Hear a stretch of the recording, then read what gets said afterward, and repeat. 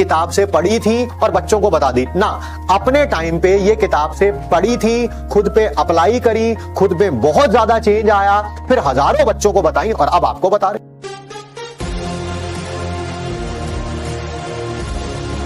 Finger technique है, आपको बहुत बार बताया जा चुका है। मेरे ख्याल से ये वही बच्चे हैं जो 2-3 क्लासेस लेते हैं, फिर 20-25 दिन नहीं लेते, फिर 2-3 क्लासेस लेते हैं। बट चलो पूछा है तो एक बार फिर बताने में क्या जा रहा है। ठीक है, आप जब भी कोई चीज घर पे पढ़े, ठीक है, हमारी सबके साथ एक बड़ी कॉमन प्रॉब्लम है, आपके साथ भी है, मेरे साथ भी है। कोई दुनिया, मैंने बोला ना, हम और आप बिल्कुल एक ही थैली के चट्टे बट्टे हैं। अब ये मत कहना ये बात है सर आप भी मेरी तरह इतने गंदे हो, मैंने ये नहीं कहा, मैंने कहा हम सारे एक जैसे हैं। ठीक है, When it comes to study, ठीक है, we have to push ourselves to study, but हाँ वो हमने थोड़ा बचपन में सीख लिया था, आप भी अभी बचपन में ही हैं, आप भी अभी सीख सकते हैं। वापिस आ रहे हैं, क्या कोई भी चीज जब पढ़ते हैं ना भाई, तो सबसे बड़ी प्रॉब्लम है दिमाग का वॉन्डर होना ना, दिमाग कहीं और चला जाता है। मतलब कि पढ़ते टाइम तो जो सामने दीवार पर जो छिपकली चल रही होती है उसमें भी ज्यादा इंटरेस्ट आ जाता है एज कंपेयर टू पढ़ाई। तो करना क्या है, जैसे मेरे सामने कुछ भी कोई पेज पड़ा हुआ है, ऐसे कोई खाली पेज है, ठीक है, पता नहीं कोई ड्राइंग सी बना रखी है, तो अगर जब भी आप पढ़ते हो, पढ़ते टाइम कुछ भी आप पढ़ रहे हैं, लाइक मैं मेटलर्जी पढ़ रहा हूं आज, ठीक है, तो मेटलर्जी की डेफिनेशन है it is the branch of chemistry. तो ये जो फिंगर है या पेन है या स्केल है जो भी आप हाथ में, वो मूव करना चाहिए उसके ऊपर। It is the branch of chemistry in which, ठीक है, a metal is extracted from its ore pure ore that is conveniently and profitably. ये साथ साथ फिंगर मूव करनी चाहिए उसके ऊपर, फिंगर कह लो, पेन कह लो, स्केल कह लो। क्यों?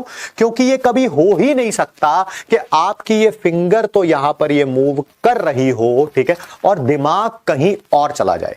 आपको ध्यान देना फिंगर के ऊपर, अगर ये यहीं पे रहेगी तो गारंटी आपका दिमाग में यहीं पे रहेगा। ठीक है, कोई ऐसा बच्चा हो ही नहीं सकता इसके ऊपर फिंगर भी चल रही है साथ में और दिमाग कहीं और वॉन्डर कर रहा, हो ही नहीं सकता। ठीक है, तो मैंने बोला ना, हम लोगों को पुश करना पड़ता है पढ़ाई के लिए। पढ़ाई doesn't come naturally to us, ठीक है, पढ़ाई के लिए हमें पुश करना पड़ता है। आप ऐसा करके देखिए, सिर्फ 20 दिन करके देखिए, आपको फर्क नहीं पड़ेगा, आप मुझे बता देना। ठीक है, डॉक्टर की दवाई देने का कोई मतलब नहीं है। कुछ ऐसे वो होते हैं ना बेवकूफ इंसान जो डॉक्टर से मेडिसिन तो लेके आ जाते हैं बट उसको ना खाते नहीं है और फिर सोचते हैं फर्क पड़ जाए। ठीक है, तो मैंने मेडिसिन तो दे दी है, अब 20 दिन उस मेडिसिन को लीजिए, अगर नहीं फर्क पड़े और रिलीजियसली लीजिए, जब भी पढ़े आप इस टेक्निक को फॉलो करिए, 20 दिन में पक्का फर्क पड़ेगा। वैसे तो फर्क तो 10 दिन में ही पड़ जाएगा, बट जानबूझ के मैंने 20 दिन लिए ताकि आप लोग भी अपने आप को क्रॉस चेक कर लें।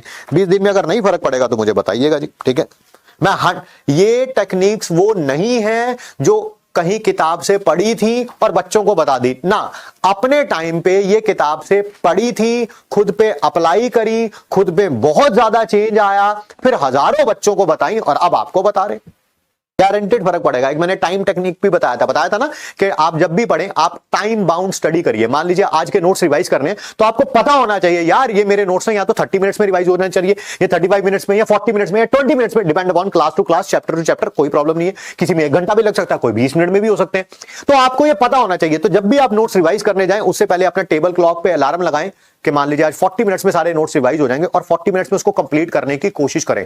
मैं गारंटी देता हूं 40 मिनट्स में नहीं होंगे तो 45 मिनट्स में तो हो ही जाएंगे। ठीक है, और 5 दिन प्रैक्टिस करेंगे तो 40 मिनट्स में भी होने लगेंगे या 20 मिनट्स में भी होने लगेंगे। बट जब हम ऐसे किताब खोल के बैठ जाते हैं और फिर 2 पेज पढ़ते हैं और 3 घंटे दिमाग कहीं और चला जाता है, तो फिर वो 8-8 घंटे बाद तो सिर्फ नोट्स ही रिवाइज होते हैं, तभी हमारे पास टाइम नहीं बच पाता।